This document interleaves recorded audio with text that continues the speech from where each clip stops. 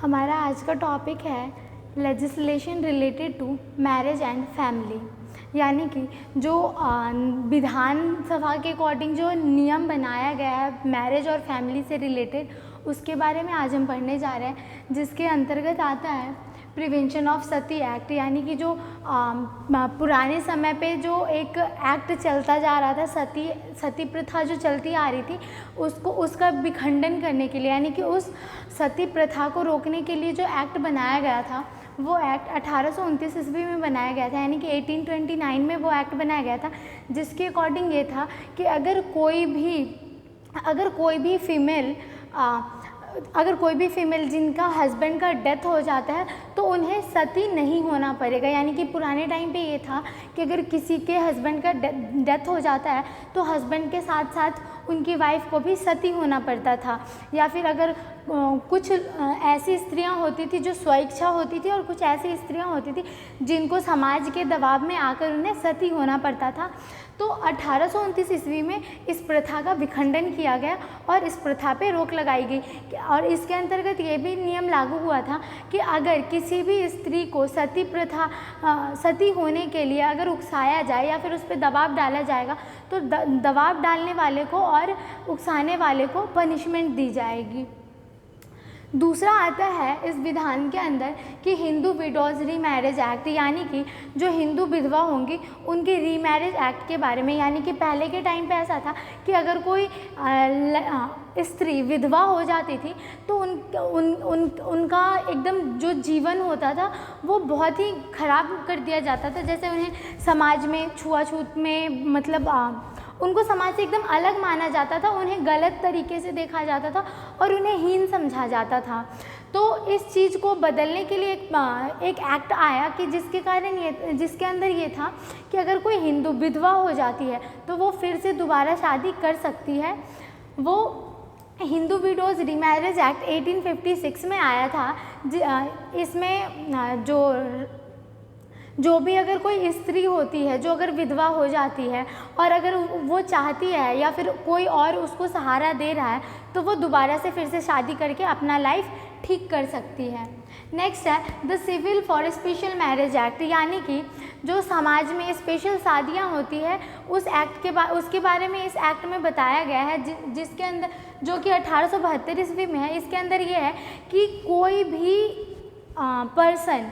किसी भी रिलीजन से शादी कर सकता है, किसी भी कास्ट से शादी कर सकता है और उसे अपने धर्म बदलने की ज़रूरत नहीं है। जैसे कि अगर कोई हिंदू लड़की मुस्लिम से शादी करती है तो उसे अपना धर्म बदलने की ज़रूरत नहीं है। वो हिंदू लड़की मुस्लिम लड़के से शादी करके अपने धर्म को पालन कर सकती है, दोनों साथ में रह सकते हैं, किसी को भी अपना धर्म बदलने की ज़रूरत नहीं है। इसका बेस्ट एग्जाम्पल है सैफ अली खान और करीना कपूर का शादी, जिन्होंने the civil of special marriage act के अंदर में शादी की है और दोनों अपने अपने रिलीजन को मानते हैं। नेक्स्ट है Hindu marriage act. Hindu marriage act है यानी कि जिसमें जो हिंदुओं में मैरिज होती है उनके लिए क्या क्या नियम बनाया गया है। जैसे कि कोई भी मैरिज करने के लिए लड़की 18+ और लड़के 21+ होने चाहिए। हिंदू मैरिज एक्ट में ये भी है कि दोनों परिवार और जो वर वधू होते हैं उनकी सहमति की ज़रूरत होती है। हिंदू मैरिज एक्ट को 1955 में कानूनी तौर पे पुष्टि की गई थी। नेक्स्ट है डॉरी प्रोहिबिशन एक्ट, यानी कि जो डॉरी लेन देन, यानी कि जो लोग गैर कानूनी है डॉरी जो लोग लेते हैं या फिर जो दहेज प्रथा चलता आ रहा है पुराने समय से, उसको रोकने के लिए जो एक्ट बनाया गया है वो 1961 में बनाया गया है। जिसके अंतर्गत ये है कि अगर कोई भी फैमिली या फिर कोई भी मैरिज के टाइम पे जो ग्रूम के साइड के होते हैं, यानी कि जो वर पक्ष के लोग होते हैं, अगर वो किसी भी चीज़ के लिए, किसी भी दहेज के लिए अगर वधू वाले पक्ष को किसी तरीके का दबाव डालते हैं या फिर शादी के बाद उस लड़की को परेशान करते हैं, तो उसके लिए भी एक कानून बनाया गया है कि वो लड़की या फिर उसके फैमिली मेम्बर्स कंप्लेन कर सकते हैं जाके और दहेज प्रथा को रोक सकते हैं, वो बिना दहेज दिए शादी कर सकते हैं। अभी भी ये चीज़ चलता आ रहा है कि दहेज दे के शादियाँ होती हैं, और अभी भी इस पे कानूनी तौर से अच्छे से ये ठीक से नहीं रोका गया है, जिसके अंदर ये होता है कि अभी भी लोग दहेज दे के शादी करते हैं। और अभी भी बहुत सारी ऐसी फैमिलीज़ हैं जिन्हें अपनी बेटियों का जान गंवाना पड़ा है इस चक्कर में कि उनके फैमिली वाले उन्हें इतनी प्रताड़ना करते हैं कि उसे लास्ट में अपना जान देना पड़ता है।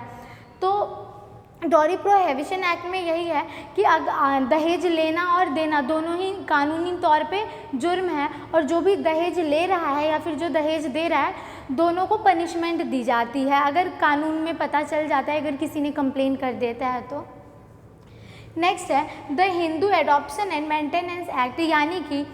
जो एडॉप्शन एंड मेंटेनेंस एक्ट है हिंदुओं में, वो 1956 में दिया गया है, जिसके अंतर्गत ये आता है कि कोई भी बच्चा जायज़ या नाजायज़ हो उसको हम अडॉप्ट कर सकते हैं। जो हिंदू फैमिलीज़ है वो अडॉप्ट कर सकती है किसी भी जाति धर्म के बच्चे को, और उसका मेंटेनेंस कर सकती है। वो तब तक उसका मेंटेनेंस कर सकती है जब तक वो लीगली एडल्ट ना हो जाए, यानी कि 18 साल से ज़्यादा का ना हो जाए, तब तक वो उसका मेंटेनेंस कर सकते हैं। और अगर फैमिली मेम्बर्स चाहे तो वो अपने नॉमिनीज़ वगैरह में उन्हें दे सकते हैं, और नहीं चाहे तो वो नहीं दे सकते, लेकिन वो एडॉप्ट करके पालन पोषण कर सकते हैं किसी भी बच्चे का। नेक्स्ट है medical termination of pregnancy act, यानी कि जो medical termination of pregnancy act होता है, जिसके अंदर होता है कि भ्रूण हत्या होती है। जैसे अगर कोई भी प्रेग्नेंट वुमेन है और उन्हें एबॉर्शन करवाना होता है, तो एक तरह से ये कानूनी अपराध है कि कोई भी जीव का हम हत्या नहीं कर सकते हैं। लेकिन इसके अंदर कुछ लॉज आते हैं जिसके अंतर्गत ये होता है कि अगर वो बेबी और फिजिकली या मेंटली किसी चीज़ से डिफेक्टेड है, यानी कि अगर वो जो बेबी गर्भ में पल रहा है, अगर वो फिजिकली डैमेज है या फिर मेंटली कोई प्रॉब्लम आने की संभावना है उस बेबी में, तो उस बेबी का एबॉर्शन करवा सकते हैं। या फिर अगर कोई फीमेल है, वो 18 ईयर्स से कम की है और वो प्रेग्नेंट हो गई है, अगर वो माँ बनने वाली है, तो वो भी एबॉर्शन करवा सकती है, क्योंकि वो मैच्योर नहीं है, प्रॉपरली मैच्योर नहीं है वो बच्चे को पालने के लिए। या फिर अगर कोई मानसिक रूप से ग्रस्त है, तो वो एक अच्छे पेरेंट्स नहीं बन पाएंगे, तो वो भी अपने बच्चों का एबॉर्शन करवा सकते हैं, लेकिन वो लीगली होगा। इसके अंदर हम ये भी देखते हैं कि जो एबॉर्शन होगा वो कहाँ करवाना चाहिए और कैसे करवाना चाहिए। जैसे कि कोई भी एबॉर्शन करवाने से पहले उन्हें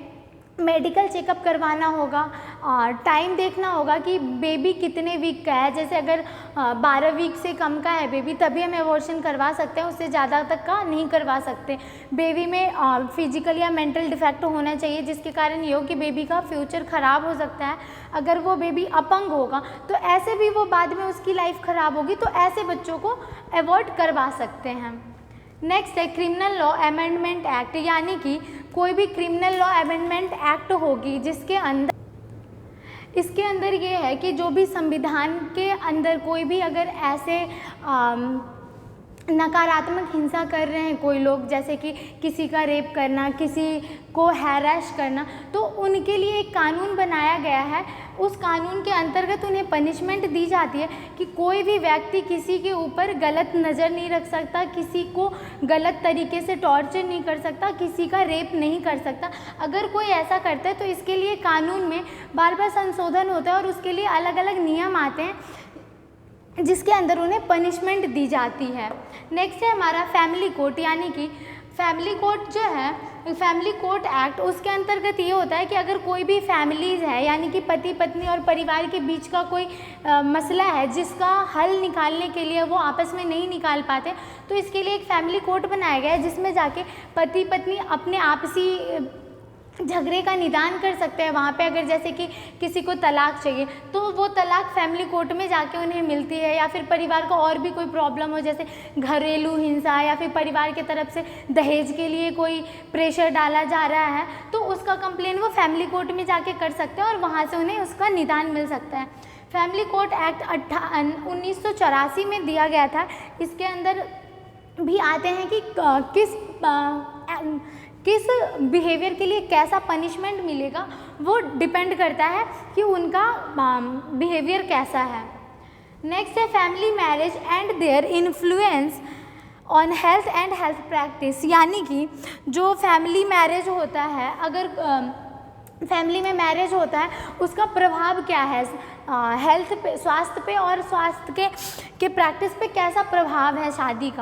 शादी और परिवार का। तो अगर कोई लोग शादी करते हैं तो शादी का प्रभाव अच्छा भी होता है और बुरा भी होता है। जैसे कि अगर कोई फीमेल है तो उन्हें एक बाउंड्रीज़ के अंदर रहना पड़ता है, दब के रहना पड़ता है, जो अभी तक समाज में चला आ रहा है, अभी भी ये चीज़ चला आ रहा है कि जो औरतें होती हैं उनके लिए एक बैड इन्फ्लुएंस भी होता है कि उन्हें हर चीज़ की